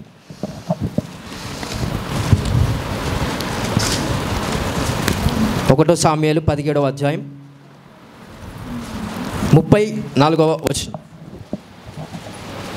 అందుకు దావీదు సౌలుతో ఇట్లా నేను మీ దాసుడనైనా నేను నా తండ్రి యొక్క గొర్రెలను కాయుచుండా సింహమును ఎలుగుబంటియును వచ్చి మందలో నుండి ఒక గొర్రె పిల్లను ఎత్తుకొని పోవచుండగా నేను దానిని తరిమి చంపి దాని నోట నుండి నా గొర్రెను విడిపించి తిని అది నా మీదికి రాగా దాన్ని గడ్డము పట్టుకొని దానిని కొట్టి చంపి తిని మీ దాసుడనైనా నేను ఆ సింహమును ఎలుగుబంటిని చంపితినే, జీవము గల దేవుని సైన్యములకు తిరస్కరించిన ఈ సున్నతి లేని ఫిలిస్తీయుడు వాటిలో ఒకదాని వలె అగుననియో, సింహము యొక్క బలము నుండి ఎలుగుబంటి యొక్క బలము నుండి నన్ను రక్షించిన యెహోవా ఈ ఫిలిస్తీని చేతిలో కూడాను నన్ను విడిపించుననియు చెప్పాను. అంటే ఫిలిస్తీయుడైన ఆ గొలియాత్ ఎవరైతే ఉన్నారో అంత హైట్ ఉన్నాడు, అంత బలాశూర్యుడు, ఇలా రాజ్యంలో ఎవరు కూడా ఆయనని ఎదుర్కొనలేనంత బలాశూరుడిగా ఉన్నాడు. కానీ దావీదు చిన్నవాడు, సన్నగా ఉన్నవాడు. అలాంటి వ్యక్తి ఎవరితో మాట్లాడుతున్నాడు? రాజుతో. నేను ఆ వ్యక్తిని చంపేస్తానని. ఆ వ్యక్తిని చంపేస్తానని కాన్ఫిడెన్స్ ఎలా వచ్చింది దావీదుకు? సింహాన్ని, ఎలుగుబంటిని దేవుడు ఆయన లైఫ్లో పెట్టాడు. అంటే దేవుడు మార్గం ఒకసారి అర్థం చేసుకోండి. పెద్ద పెద్ద అనాయింటింగ్స్ కానీ, పెద్ద పెద్ద మహిమ, పెద్ద పెద్ద గోల్స్ నెరవేర్చబడాలంటే చిన్న చిన్న సమస్యలు వస్తాయి. ఇక్కడనే నువ్వు ఓడిపోయావా, గొలియాతుని చంపు. ఈ గొలియాతుని చంపితే నాకేం వస్తుంది? రాజు అయ్యింది అక్కడ. దావీదు ఏమయ్యాడు? సింహాన్ని చంపితే ఏం కాలే, అదే గొలియాతుని చంపితే రాజు. చిన్న చిన్న సమస్యలను నువ్వు ఎప్పుడైతే తిరస్కరించి జయిస్తావో మహిమ వెంటనే రాదు. ఆ చిన్న సమస్యలను వాడుకొని పెద్దదానికి వెళ్ళినప్పుడు దేవుడు దీని ఆధారము చేసుకొని నీకు ఆలోచనలు ఇస్తాడంట. ఏం ఆలోచన? సింహాన్నే చంపావు, ఆడొక లెక్కన. ఏమంటాడు దావీదు ఆ గొలియాతుని చూసి? నువ్వు కుక్కవురా అంటాడు. అంటే ఈవెన్ గొలియాతు సింహం కన్నా బలహీనుడుగా దావీదు పోల్చాడు. సింహం కాదు, ఎలుగుబంటి కన్నా బలహీనుడిగా పోల్చాడు. అంటే దేంతో, ఏ జంతువుతో పోల్చాడు? కుక్క. అలాంటి వాడిగా నా కళ్ళకు నువ్వు కనిపిస్తున్నావు. ఒక్క రాయి తీసుకొని ఎగ్జాక్ట్గా దాన్ని తిప్పి తిప్పి తిప్పి విసిరితే ఎగ్జాక్ట్గా ఎడబడింది ఇక్కడ. I you people getting? మనోడంట గొలియాతు ఈడేం చేస్తాడనేది తీసేసింది. హెల్మెట్ ఉంటుంది వాళ్ళకి, సైన్యంకి. హేకి చిన్నోడు ఏం చేస్తాడు? ఏజ్లో తక్కువ ఉన్నాడు, శరీరం రీతిగా చూసినా తక్కువ ఉన్నాడు. ఈ రాజు, ఈ సైనికులేమో పెద్దది ఉంటుంది కదా, బ్రెస్ట్ ప్లేట్ అంటారు, డాలు. అది డాలు పట్టుకోపోరాడంటే డాలు పట్టుకొని ఊతున్నాడు ఇట్లా, అది మొయ్యలేక. సో మళ్ళీ అదే గొలియాతు ప్రొటెక్షన్కి పెట్టుకున్న హెల్మెట్ కూడా తీసి పక్కకేసాడు. అరే నువ్వు నన్నేం చేయలేవని. That's opportunity. నీ బలహీనతనే అండి నీకు బలం. నీకు అర్థం అవ్వట్లేదు అది. అంటే అరే you people have to understand. పౌలు అదే చెప్తున్నాడు, నా బలహీనతనే నాకు బలం. ఎందుకు? ఇప్పుడు దావీదు బలహీనతనే ఆయనకు బలం ఎలా అని చెప్పండి.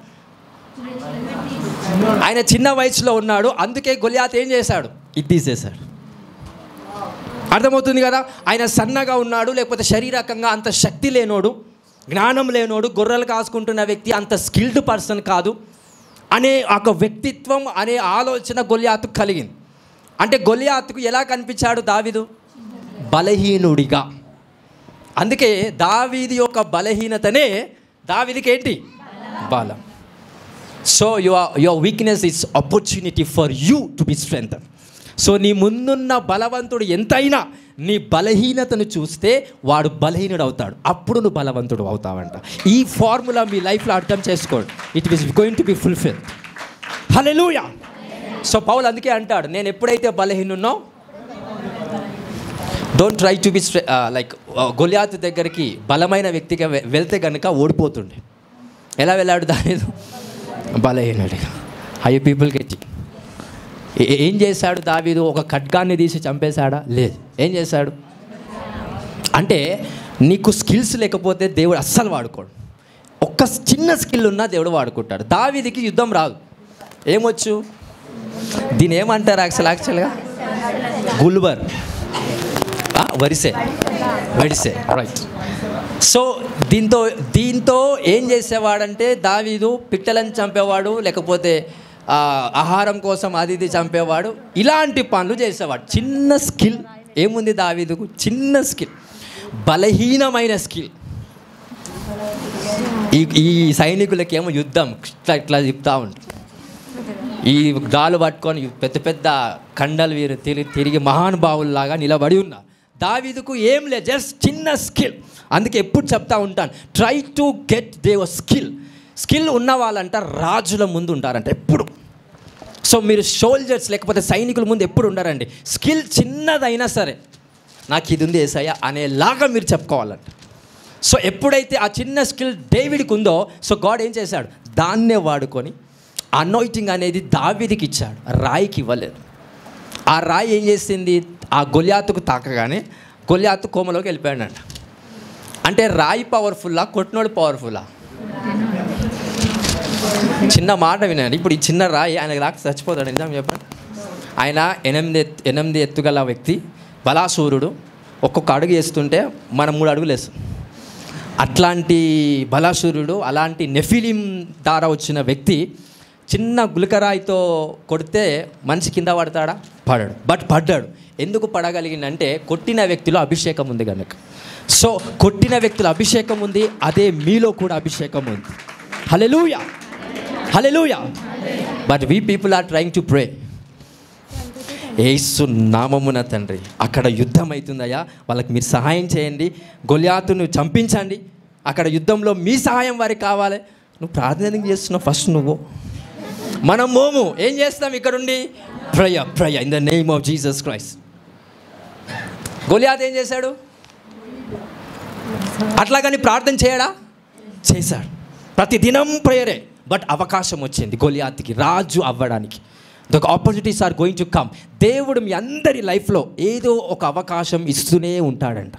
అవకాశం సద్వినియోగం చేసుకోవాలంటే ప్రేయర్ఫుల్గా మీరు బయటికి వెళ్ళండి. ప్రేయర్ చేయకుండా అనట్లే, ప్రేయర్ఫుల్గా మీరు బయటికి వెళ్ళండి. ప్రేయర్లో ఉన్నా కానీ నీకు రాదు అది. హల్లెలూయా. బయట ఎవరికో అవకాశం సద్వినియోగం చేసుకుంటాడు. నీకు రావాల్సిన బ్లెస్సింగ్ బయట ఎవరికో వచ్చేస్తారు. సో నీ బ్లెస్సింగ్ ఏదైతే దేవుడు నీకు ఇస్తాడో ఆ బ్లెస్సింగ్ పొందుకోవడానికి ప్రేయర్ని విడిచిపెట్టి పోమన్నట్లే ప్రేయర్ఫుల్గా వెళ్ళమని చెప్తున్నాను. అంటే ప్రార్థనా పూర్వకంగా ఎప్పుడైతే ఒక చోటకి వెళ్ళి ఒకటి మాట్లాడతావో, ప్రజలతో ఒకటి మాట్లాడతావో, నీ ఉద్యోగం విషయం కావచ్చు, బిజినెస్ కావచ్చు, వాట్ ఎవర్, ఎలా వెళ్ళాలా వాళ్ళ దగ్గరికి వెళ్తున్నప్పుడు? ప్రేయర్ఫుల్గా ప్రార్థన చేసుకొని వాళ్ళ దగ్గరికి వెళ్ళి ప్రార్థన చేసుకొని ఎగ్జామ్ రాయడం, ప్రార్థన చేసుకొని ఏమైనా అప్లై చేయడం, ప్రేయర్ చేసుకొని బిజినెస్లో ఇన్వెస్ట్ చేయడం, ఎవ్రీథింగ్ డూ బై ప్రేయర్. మనకున్న దరిద్రం ఏంటంటే 3 సార్లు సక్సెస్ అవుతుంది, 4వసారి ఫెయిల్ అవుతుంది. ఎందుకంటే ఫస్ట్ టైంలో ఉన్న ఫెయిత్ 4వసారికి ఉండదు, అందుకే ఫెయిల్ వస్తుంది. సో 3 సార్లు బిజినెస్లో మంచి లాభాలు వచ్చాయి, ఎందుకో 4వసారి నుంచి రావట్లేదండి. ఎందుకు? ఫస్ట్ 2 టైమ్స్ ఉన్న విశ్వాసం 4వసారికి ఉండదు, అది బోర్ అయిపోతుంది, బోర్ కొడుతుంది ఆ బ్లెస్సింగ్ అనేది. ఆ ప్రేయర్, ఆ ఫెయిత్ అనేది బోర్ కొడుతూ ఉంటుంది. తద్వారా ఆ ఫెయిత్లో మేనిఫెస్టేషన్ అయ్యే బ్లెస్సింగ్స్ అనేటివి కూడా మీ లైఫ్లో జరగవు. అందుకే మెయింటైన్ ఫెయిత్. దేవుడు నీకు కలగజేసిన విశ్వాసాన్ని ఏం చేయాలి? ఇప్పుడు మెయింటైన్ చేస్తూ ఉండండి, by meditating the word of God and by using the prayer life. Hallelujah, hallelujah. And the last one I want to say, ఒక్కోసారి 1 పేతురు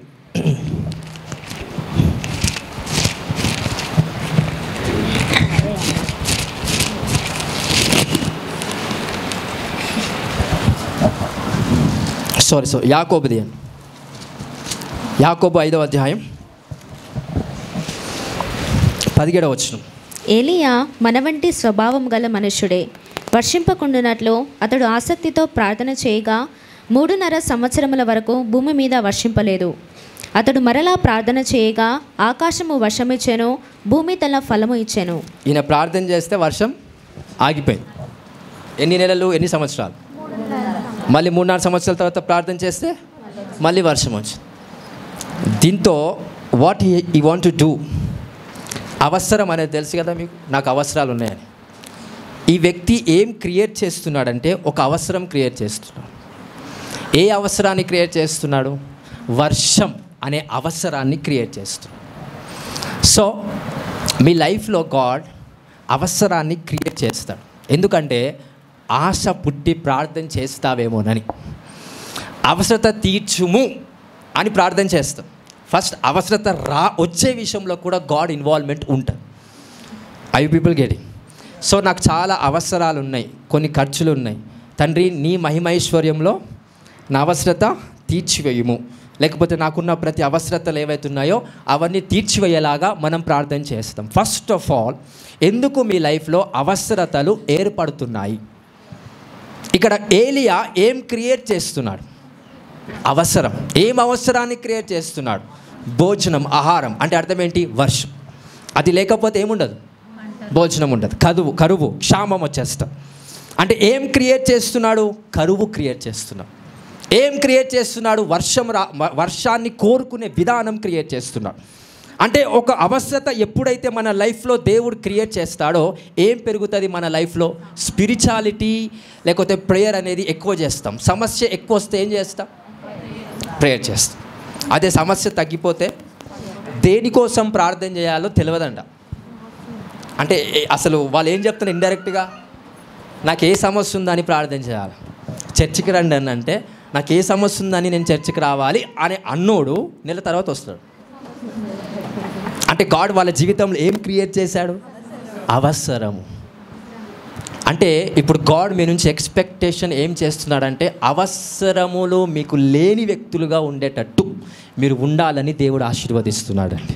so you are no more needed anything. Hallelujah. మీకు ఒక్కటే ఒక అవసరం, God. ఆయన మాత్రమే మనకి అవసరం. నాకు డబ్బు అవసరము ఉంది అని నీకు వీల్లేదు. నువ్వు ఎప్పుడైతే అవసరత అనే ముందే నీకు ఐశ్వర్యము నీకు వచ్చేస్తుందంట. సో ఆరోగ్యము అవసరత ఉంది అని డాక్టర్ దగ్గరికి వెళ్ళాల్సిన అవసరం లేకముందే దేవుడు నీకు ఏం చేస్తాడంట? ఆరోగ్యాన్ని కలగజేస్తాడంట. అంటే నువ్వు ఆపదలోకి వెళ్ళ ముందుకే దేవుడు నేను ఏం చేస్తాడంటే ఇంకో వేని క్రియేట్ చేసి ఆ వేలోకి మళ్ళిస్తాడంట అండి. అలాంటి అనుభవం ప్రతి ఒక్కరి జీవితంలో కలుగునుగాక. I command that supernatural thing in Jesus name. Hallelujah, hallelujah. ఇంక ఎలియా లైఫ్లో ఏమవుతుందంటే అక్కడ క్షామం వచ్చేస్తుంది, కరువు వచ్చేస్తుంది, ఆహారం ఉండదు. అప్పుడు దేవుడు ఏమంటాడంటే ఏలియాతో, ఒక యోర్దాను వాగు ఉంటుంది, అక్కడికి వెళ్ళి నీళ్ళు తాగి బ్రతుకని అంటాడు. ఎవరితో అంటాడు? ఎలైజాతో. ఎందుకు? దేశం అంతా ఏమొచ్చేస్తుంది అప్పటికి? కరవచ్చు. ఈయన నీళ్ళు తాగుతూ ఉంటాను, అది కూడా ఎండిపోతుంది. అది కూడా ఎండిపోయినప్పుడు ఇంకేమంటాడో తెలుసా? నేను ఒక కాకిని పంపిస్తాను, అది పొద్దున్న సాయంత్రం 2 సార్లు వచ్చి నీకు రొట్టెని ఇస్తుందని అంటాడు. ఇంకా నీకు భోజనానికి కావాల్సిన, పోషణకు కావాల్సిన భోజనం అనేది నేను పంపిస్తా. దేని వాడుకొని? నువ్వు తింటుంటే కాకి ఎత్తుక్కొని పోతావు. ఎప్పుడైనా అయిందా అనుభవం అట్లా? ఎప్పుడైనా అయిందా? నువ్వు ఇయ్యలేదు అనుకో, ఈ కరెక్ట్ ఈడ పొడిచిపోతుంది అది. దేవుడు దేని వాడుకుంటున్నాడు? ఆయన లైఫ్లో ఆహారం పోషించబడటానికి దేని వాడుకుంటున్నాడు? God loves every time. ఏ సృష్టి అయితే నీ మాట వినదో దాన్నే దేవుడు వాడుకుంటాడు. అర్థమవుతుందా? అంటే నీకు సృష్టి ఏదైతే వ్యతిరేకత ఉందో, ఇప్పుడు మనం కొన్ని భోజన పదార్థాలకు పావురం వస్తుందా, కాకి వస్తుందా? కాకి ధైర్యం చేసి వస్తా నీ దగ్గరికి, పావురం రా. దేవుడు దాన్ని వాడుకోవచ్చుగా, వాడుకోడు. ఎందుకు? దానికి కావాల్సిన వ్యతిరేకత నీకు లేదు కనుక. సో నీకు వ్యతిరేకత ఏ ఒక జీవికి ఉంది? కాకులకి. అందుకే దేవుడు ఏం చేస్తున్నాడు? దాన్నే వాడుకుంటున్నాడు. హల్లెలూయా, హల్లెలూయా. అంటే ఇప్పుడు నీకు వ్యతిరేకత ఏమున్నాయో తెలుసా? నీ సమస్యలు, నీ కష్టం. దేవుడు సమస్యలను తీసేసేవాడు కాదు అని ఎన్నో లక్షల సార్లు మొత్తుకున్నా. ఆ సమస్యలను, కష్టాలను వాడుకొని నిన్ను పోషిస్తాడంట. So try to understand. ఆ కాకి ఇబ్బంది పెడుతుందని దేవుడు ఆ కాకిని దూరం చేసి పావురాన్ని వాడుకోలే. నువ్వు ఇబ్బంది పెడతావా? Let me use you. ఆ కాకినే వాడుకొని ఎలైజాని ఏం చేశాడంట? పోషించాడంట. నీ సమస్యను దేవుడు వాడుకొని నిన్ను కొండపైన కూర్చోబెడతాడండి. That's a prophecy for you, the name of Jesus. Hallelujah, hallelujah. Don't worry. నా సమస్య నన్ను చంపేస్తాదేమో అనే భయం నీకు అక్కర్లేదు. ఇంకా ఎలైజా దేనికి భయపడ్డాడో దాన్ని అధిగమించేలాగా దేవుడు చేస్తాడు. లాస్ట్కి దేనికి భయపడ్డాడు ఎలైజా? మరణానికి. యెజబెల్ నన్ను చంపేస్తుంది అయ్యా, నన్ను తీసుకోపో నువ్వే. ఆమె చంపక ముందుకే నువ్వే నన్ను చంపేసావు. ఎందుకు భయపడుతున్నావు? ఎందుకు వరి అవుతున్నావు? But some time fear is good. ఎందుకంటే దేవుడు దాన్ని వాడుకోవాలి కదా. సో మరణానికి ఎవరు భయపడుతున్నారు? ఎలైజా. సో అప్పుడు గాడ్ ఏమంటాడు? మరణమే లేకుండా నిన్ను చేస్తా. ఎందుకు? దేనికి భయపడ్డాడు? దేనికి వ్యతిరేకత చూపించాడు ప్రాఫెట్ ఎలైజా? మరణానికి. నన్ను జెజ్బెల్ చంపేస్తాదేమనే భయం అతనిలో ఉన్నందుకు, so God created a system to use that death. So ఏం యూజ్ చేసుకున్నాడు? ఆ మరణం యూజ్ చేసుకొని పునరుత్థాన్ని క్రియేట్ చేశాడు. ఎవరిలో? ఎలైజా. అందుకే బిఫోర్ యు రిజరక్ట్, ఈ మాట బాగా గుర్తుపెట్టుకో, పునరుత్థానపు శక్తి రుచి చూసే ముందు మరణపు రుచి చూస్తారు. మహిమ రుచి చూసే ముందు సమస్యలకు రుచి మీరు చూస్తారు. అది నువ్వైనా నేనైనా అందరికీ అదే ప్రిన్సిపల్స్లో వెళ్తాం, అది తప్పదు. సో నేను ఒక సమస్య రుచి చూస్తున్నానంటే I'm going to see the taste of the glory. నేను మరణం దగ్గరికి వెళ్ళి రుచి చూశానంటే డాక్టర్స్ అందరూ చెప్తున్నారు చచ్చిపోతాడు అయిపోయింది ఇంకేం లేదని. ఆ వ్యక్తి ఏం రుచి చూస్తున్నాడు ఆ టైంలో? బట్ ఒకవేళ ఆ వ్యక్తి జీసస్ క్రైస్ట్ని బిలీవ్ చేసి మన వాక్యాలు ఒకవేళ విన్నవాడైతే, ఈ is the one of the member in the alpha omega ministry to raise the dead person. Hallelujah, hallelujah. చనిపోయిన వారి సైతము లేపడానికి ఆ వ్యక్తిలో పునరుత్థానపు శక్తి పుట్టించాలంటే మరణపు రుచి చూడాలి. సో నీ సమస్యల రుచి ఎప్పుడైతే ఎవరైతే చూస్తున్నారో ఆ మహిమను మీరు చూడబోతున్నారు. I ప్రొఫెసీ in the mighty name of Jesus. Hallelujah, hallelujah. So పేదరికం అనే ఆ బ్లెస్సింగ్ని ఎవరైతే రుచి చూస్తున్నారో you will inherit in to the Kingdom of the prosperity. దేవుడు బంగార వీధులు అనే పరలోకాన్ని చూపిస్తున్నాడేమో. పరలోకం నాకు అక్కర్లేదయ్యా, నేను నేనే తయారు చేసుకుంటా అనేవాడిగా నువ్వు చేయాలని దేవుని యొక్క ఆశ. Hallelujah, hallelujah. This is what God is going to do in the name of Jesus. సమస్తం నీలో ఉంది, అది బయటికి తీయడానికి మీరు ప్రయత్నం చేయండి by the power of Holy Spirit. ఏ మహిమ రుచి చూసే ముందైనా ఏ రుచి చూస్తా? దాని ఆపోజిట్ రుచిని మీరు చూస్తారు. అది నువ్వైనా నేనైనా యేసు ప్రభులో నడుస్తున్న ప్రతి వ్యక్తి ఇదే మార్గంలో వెళ్ళాలి. అందుకే ఒక మనిషి సమస్యల్లో పడిపోయి ఆ మనిషి కంప్లీట్గా ఆ సమస్యల్లో ప్రాబ్లమ్స్లో పడిపోయినప్పుడు మనం జడ్జ్ చేయొద్దు వాడిని. ఏమని? నువ్వు తప్పులు చేసావు, పాపాలు చేసావు కనుకనే నీకు సమస్యలు వస్తున్నాయని. మరి ఆ సమస్యకు ఉన్న మహిమను అనుభవిస్తున్నప్పుడు వీడు ముఖం పెట్టుకుంటాడు, వీడు ఇలానే ఉంటాడు. ఎందుకంటే వీడు కంఫర్ట్ పర్సన్. కంఫర్ట్ పీపుల్ ఎలా ఉంటారు? సమస్యలు ఉండే వాళ్ళకి అలాగని ఎదుగుతాడా? ఇంప్రూవ్ అవ్వరు. అట్లాగని వాళ్ళు ఆ ప్రెషర్ని తట్టుకొని జయించడానికి కూడా ట్రై చేయరు. సో వాళ్ళు ఎప్పుడు ఏం కోరుకుంటారు వాళ్ళ లైఫ్లో? కంఫర్ట్. ఏం కోరుకుంటారు? కంఫర్ట్. ఎంతమంది కంఫర్ట్ కావాలి? కష్టాలు వద్దు, ఏ నష్టాలు నాకు రావద్దు, ఏ ఎర్రర్స్ నా జీవితంలో ఉండొద్దు, నేను ఏ మిస్టేక్ చేయొద్దు, పర్ఫెక్ట్గా ఉండాలా అని అనుకున్నా you are already in the bondage that never be manifested in the glory of the lord. So అలాంటి వాటిలో మీరు ఉండాలి అంటే, ఆ మహిమలో ఉండాలంటే you need to understand the taste of the death. అందుకే పౌలు పునరుత్థానుడు అవుతున్నాడంటే దాని ముందు ఏమయ్యాడు చెప్పండి? 3 సార్లు లేచాడంట. బాగానే ఉంది. 3 సార్లు లేచాడంటే అర్థం 3 సార్లు ఈజీగా లేపేస్తున్నాడంట చనిపోయిన వాళ్ళు. యేసుక్రీస్తు నామంలో రైజ్ అప్ అవసరం లేనంట.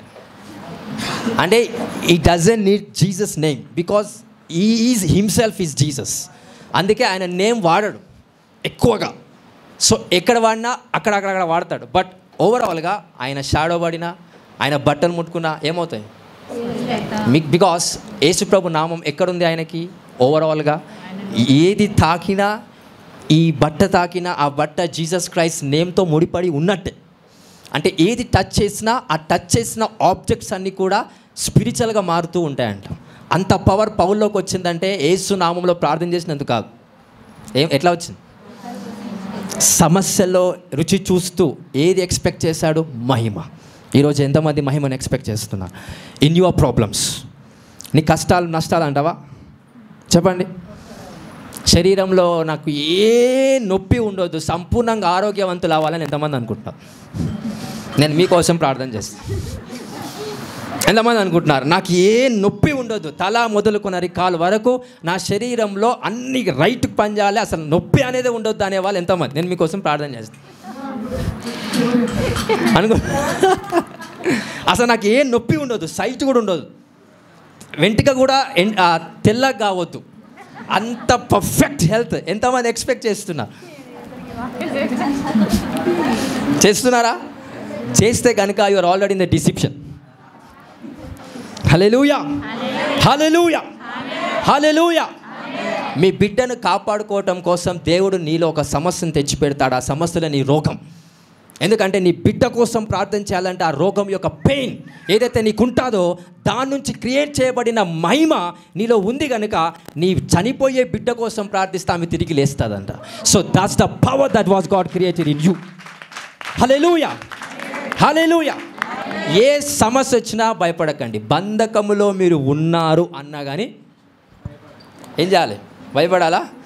బంధకంలో ఉన్నానని భయపడాల్సిన అవసరం ఉందా? You are free in the name of Jesus. I proclaim and I declare you are free. అందరు కూడా యేసు నామంలో స్వాతంత్రం కలిగి ఉన్నారండి. హల్లెలూయా, హల్లెలూయా, హల్లెలూయా.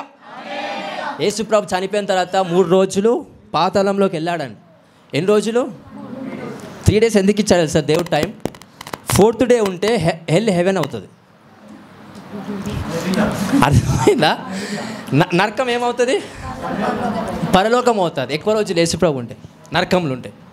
అందుకే దేవుడు పర్మిషన్ ఇవ్వాలి ఎక్కువ రోజులు ఉండగా. మీ ఇంట్లో మీరుంటే మీ ఇల్లు హెవెన్ అవదా?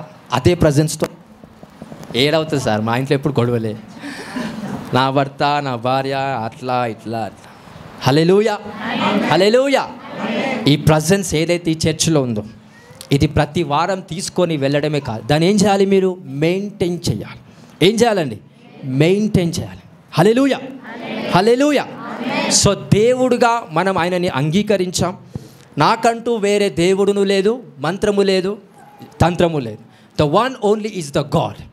ఆయనను మాత్రమే నేను చూస్తాను. ఆయనను చూసేవాడు ఎప్పుడైతే మంత్రం వైపు చూశాడో 100% ఆయన డిస్ట్రాయ్ అవుతాడు. చావుకు దగ్గర అయ్యే ప్రమాదం ఉందండి. నేను మళ్ళీ చెప్తున్నాను. సౌలును దేవుడు క్షమించాడా? క్షమించాడా? లేదు. దావీదు తప్పు చేశాడు, క్షమించాడా? క్షమించాడు. అంటే క్షమించారా అనంత తప్పు సౌలు ఏం చేశాడు?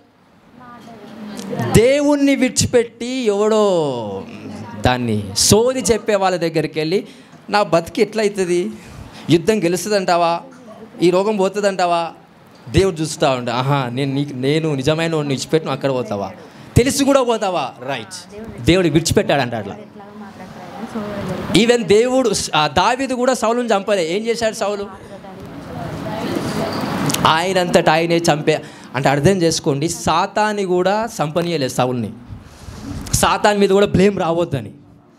అంటే సౌలు అంత ఘోర పాపం ఏం చేశాడంటే, దేవుణ్ణి తెలుసుకొని కూడా నువ్వు మంత్రిక దగ్గరికి వెళ్తే దానంత పెద్ద పాపం ఏది లేదంట. ఈవెన్ వ్యభిచారాన్ని కూడా దేవుడు క్షమించి మళ్ళా నువ్వు పోక్ అని అంటాడు, కానీ ఇది మళ్ళా పోక్ అనడు, ఆడికే నరుకుతాడు ఇంకా.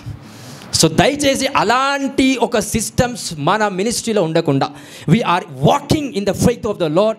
యేసుక్రీస్తు వైపే మనం చూస్తూ ఆయన వైపే మన విశ్వాసం పెడుతూ ఉన్నవారిగా మీరున్నారని నమ్ముతున్నాను. నా నమ్మకానికి అర్థం ఉందంటారా?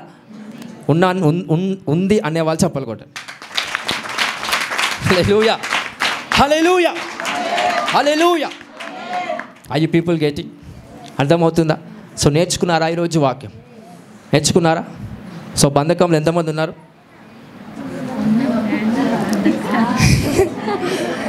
Now you understanding is different. బంధకంలో అందరం ఉన్నాం. ఒకరు సీరియల్ బంధకంలో ఉన్నారు, సినిమా పాటల్లో బంధకంలో ఉన్నారు, లోకంలో బంధకం ఉన్నారు. దాని నుంచే you are worshipping God.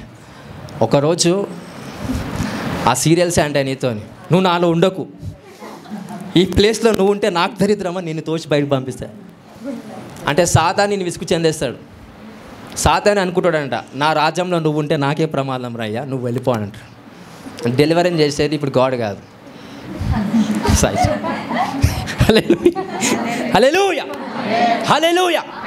That is what the spirit of the Lord can do in your life.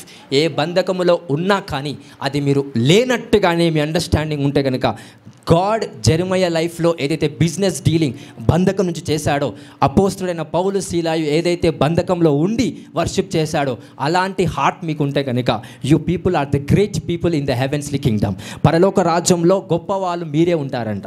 So మీ నామం పరలోకంలో తెలుస్తుందంట. దూతలకి, దేవుని యొక్క కుమారులకు, దేవుని యొక్క ప్రత్యక్షతలు చూపించే వాయుమండలానికి అన్నీ కూడా నీ నామం చెప్పంగానే అవి వణుకుతాయంట. Even that kind of rank will be available to you in the name of Jesus. అలాంటి పరిశుద్ధాత్మ శక్తి మీ అందరికీ కలుగును గాక. Just give big claps to the Lord Jesus. Hallelujah, hallelujah, hallelujah. సమస్య యేసు నామంలో వెళ్ళిపోను గాక అని ప్రార్థన చేయాలి. ఏం చేయాలి? నీ శక్తి ఇవ్వండి అని ప్రార్థన చేస్తాం. ఆ శక్తి వచ్చే ముందు ఏమవుతుంది? ఇంకోటి వస్తుంది. సో దాన్ని జయించడానికి మీరు రెడీగా ఉంటే గాడ్ ఇవ్వడానికి రెడీగా ఉన్నాడు. హల్లెలూయా, హల్లెలూయా. ఎప్పుడైనా ప్రెషర్ బాగా అయిందా నీ మైండ్లో? అవుతుంటుంది. అది చాలా మంచిది. అది ఎందుకు? ఏం చేస్తుంది అది? నీ మైండ్ యొక్క సిస్టాన్ని ఎక్కువ చేస్తుంది. ఓకే, నువ్వు ఆ ప్రెషర్ని అంటూ ఉంటావు. నో ప్రాబ్లం, గాడ్ కూడా చూస్తూ నో ప్రాబ్లం అంట, డోంట్ వరీ అని అంట. బికాస్ అది ఏం చేస్తుంది? ఆ స్ట్రెస్, ఆ ప్రెషర్ నీ మైండ్ యొక్క సిస్టమ్ని ఎక్కువ చేస్తూ ఉంటుంది. నీ మైండ్ తగ్గట్టు పెద్ద పెద్ద వాళ్ళు వస్తే కూడా నువ్వు డీల్ చేస్తావు. ఎందుకంటే ఒకప్పుడు అంత ప్రెషర్ఫుల్గా నువ్వు ఉన్నావు కాబట్టి, అంత స్ట్రెస్గా ఉన్నావు కాబట్టి. సో అందుకే నీ స్ట్రెస్ ఏం చేసినా పోదు. నువ్వు సినిమాలు చూసినా పోదు, ఆ ఫన్ ఏం చూసినా నీ స్ట్రెస్ పోదు. ఎందుకంటే దేవుని చిత్తం నీపై అభిష్టమైందంట, అది పోవద్దని. ఆ స్ట్రెస్, ఆ ప్రెషర్ని నువ్వే జయించేటట్టు ఈ వాక్యం మీకు సాయం చేయను గాక. హల్లెలూయా.